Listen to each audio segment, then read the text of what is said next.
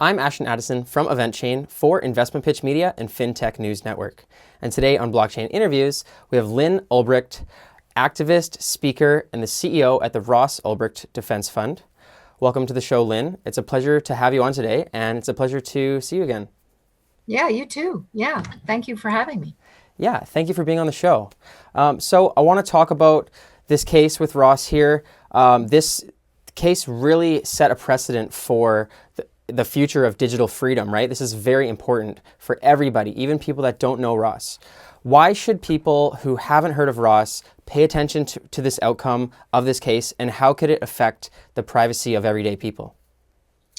Well, there were many privacy issues that were involved in the case. In fact, there are many issues, but fair trials and due process is one of them. Were many violations, including a violation of the Sixth Amendment right to a jury trial and a Fourth Amendment question that was brought, both of which were brought to the Supreme Court. The Fourth Amendment question was privacy, and it was left by the court. They didn't address it, which is that the government can secretly, without oversight, without a warrant, without probable cause, delve into any of our internet browsing habits, history, information, and use it however they like.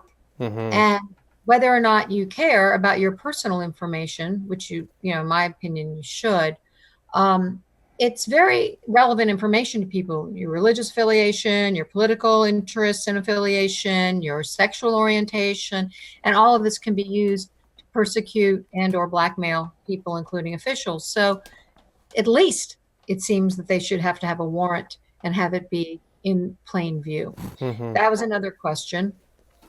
And there's also a First Amendment question I'll just go into. It's not private, but the judge, the sentencing judge who gave Ross, who, please understand, this is a first-time offender, very young, a libertarian guy who started a site based on the principles of privacy, freedom, and monetary freedom through Bitcoin. Yeah. Granted, you can argue that it was a reckless thing to do. It was, he's 26, okay? And not that I'm excusing it all, but he's been in prison for 5 years now. And she said, I understand that you started this site for philosophical reasons, and I'm just not sure that that's a philosophy you've left behind, which implies that she is, at least in part, sentencing him to life in prison for his political and philosophical beliefs, which happen to be libertarian, voluntary interaction, and free markets. This is extremely troubling. So that's another, there's a lot of constitutional questions that were addressed in this case. And it goes way beyond the sensationalism that was covered by the media. It goes way beyond, drugs and the drug war, which is a whole other issue. But it's really a very important constitutional case that puts us all in peril. You touched on a lot of points there, Lyn, and I have a lot of things going through my head, and this seems really unjust. I am 26 years old as well, and I couldn't imagine, spending the last 5 years behind bars. So really, this is something that more people need to hear about. I like how you touched on net neutrality at the beginning. I've seen, a lot of bills trying to be passed towards that, and usually they're not in our favor. And Right. To have a court case set a precedent, that precedent can be relied upon for future cases forever. And if the terms of that first case weren't, proper, then that sets a precedent for centuries to come. So Well, it's been 4 decades now that this has been in place. And now with the digital age, the access to information that the government has is so much more vast. And yet they do not change the law to adapt to the 21st century. Yeah. And that's a lot of things. The courts are grappling with a lot of this, but they seem somewhat reluctant to really get to the core of it and protect our rights and our privacy in the digital age. And it's a big problem. Yeah. And, the Silk Road website, the ideologies behind it, as you mentioned, it was really a free market, and it was his philosophical idea. The ideology and behind this court case as well, it sort of intersects multiple areas of law. It's not just about net neutrality. You mentioned privacy. this is Due probably a big, process, fair yeah. trial, but also voluntary interaction, free market, free choice. Yeah. Yeah. So it affects so many areas of law, which makes it more, more eyes. At least the people in power are taking a look at this and saying, hey, this affects, industries and industries and industries. It's not just one thing. Well, I think it was about the Bitcoin. I don't think that the reason Chuck Schumer and the financial powers went after Ross so hard was because of drugs, Yeah. because the biggest drug seller on Silk Road, who had the exact same score as Ross, got 10 years. Yeah. So I think it was about the Bitcoin, and the NSA was tracking Bitcoin users a few months before Ross was arrested, and that was just revealed this year. So we know that it was a very big issue, this Bitcoin new upstart currency that was beyond control of the government. And I think that is what really brought them down so hard on Ross, and they wanted to make an example of him and make sure that no one else did it. Of course, that didn't work at all. But I believe that's why they came down so hard on him. He's totally nonviolent. He has no prior offenses. And to put him the reason he's in a maximum security prison with violent people and has been is because of his sentence, not because he's violent at all. Yeah. And that's a very dangerous thing to do. Yeah. That's crazy. And last summer in June, the Supreme Court denied Ross's appeal as well.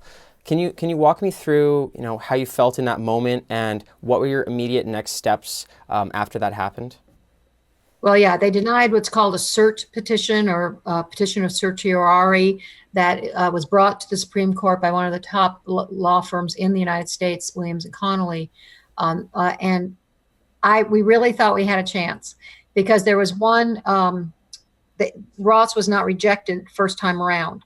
And we thought that they were going to link it with a case called Carpenter versus US, which was about, does the government have the right to track us with our cell phones? Which they did say they don't. But they didn't want to address Ross's case and the fact that they were doing it with a laptop, even though really, essentially, a phone and a laptop are analogous. They're the same. They're each computer. Yeah. But they chose not on the second time around to address it, and I was devastated. I was really devastated. Our lawyers, they really thought we had a chance. They thought we were in the game. Even the Solicitor General of the United States said, well, it could be linked with the Carpenter case. So we were very hopeful.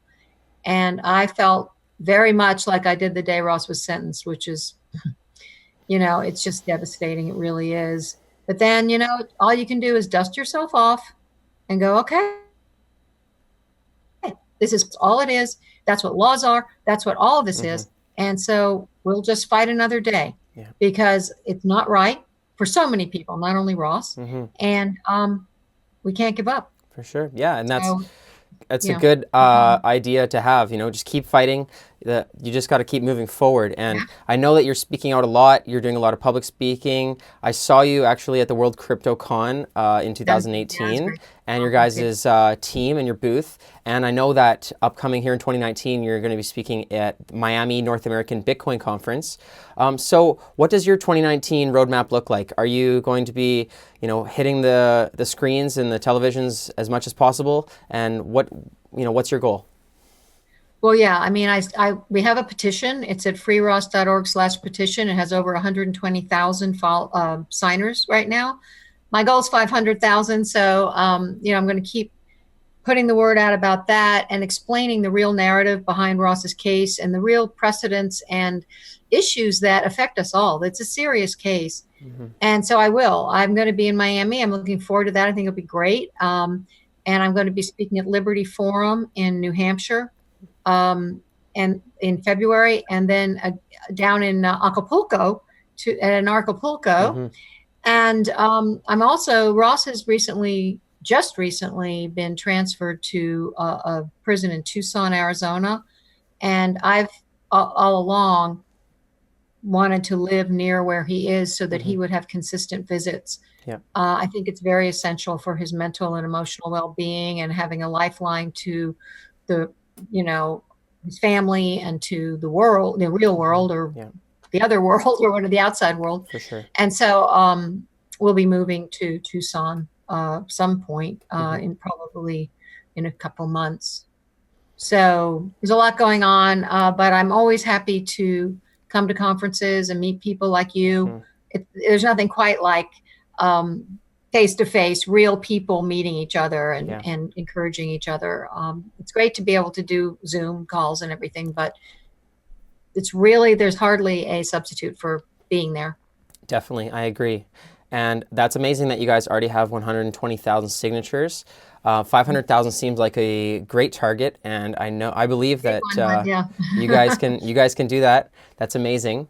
And of course, we would ask everybody to, easily sign the petition in the description box below. But how else can people help as well? I know you guys have a lot of legal funds that you have to pay. Do you guys have donations for that, or are you guys looking for more volunteers for your booth and as you move around? How else can people help with Free Ross? Absolutely. Yeah, those lawyers, they're expensive, those people. They're really expensive. Yeah, we always need that kind of help because we are continuing to fight, both in the political arena and the judicial arena. There's only one real last gasp effort in the judicial, but we're going to go for it, of course. Hmm. And then, yes, we have a take action page on our, go to freeross.org and it's all there. And we have a take action page. And you can also contact me directly. There's footers on every page where you shows where you can email me. And yes, it's just us. It's just Yeah. my family and some friends and some supporters. We're small and volunteer. I mean, Yeah, I have to pay lawyers. I can't pay people. for sure. And so any kind of skills or volunteer work and we have some real staunch, reliable volunteers now, but we always need more help. So that would be great. Um, and go to all the other thing is you can learn a lot. You can learn what's actually true on our site because the media the mainstream media is not reliable. Hmm. Plain and simple, it's not. Sometimes it is, and often it is not. Hmm. And we put together a thing called Railroaded, the targeting and caging of Ross Ulbricht. There's a link to it on our site. And it's based on the public record. We didn't come up with any of this. It's all in the public record. And it has almost 400 footnotes. And there's an audio version as well as a written version. And if you're at all interested in delving deeper and to see how the government operates, you might want to check it out. People say they started reading it or listening to it and couldn't put it down. Wow. It reads like a political science thriller or something. It's pretty amazing. But what actually happened, and we don't even have all the information. It's just what's public. We don't have the sealed, Yeah. undisclosed, and encrypted information. Yeah. So anyway, yeah, but just go to freeross.org. Thank you for mentioning that because we really always need help. I'm not super techie, and it's just me doing most of it. And yeah, I always need help. Yeah, of course, Lynn, no problem. Yeah. And I'll also leave the link to Railroad. That sounds really wonderful. I know it's on freeross.org. That'll all be in the description box below. Awesome. Thank you, I'm looking forward to seeing you Yeah. in Miami and throughout the rest of the year. And good luck to you moving to Tucson. I know I've been there and it's a wonderful place. And hopefully that's better for Ross as well. So I appreciate you taking the time. And I'm looking forward to this year. And we'll talk to you soon. Great. Thanks so much for having me. I look forward to seeing you.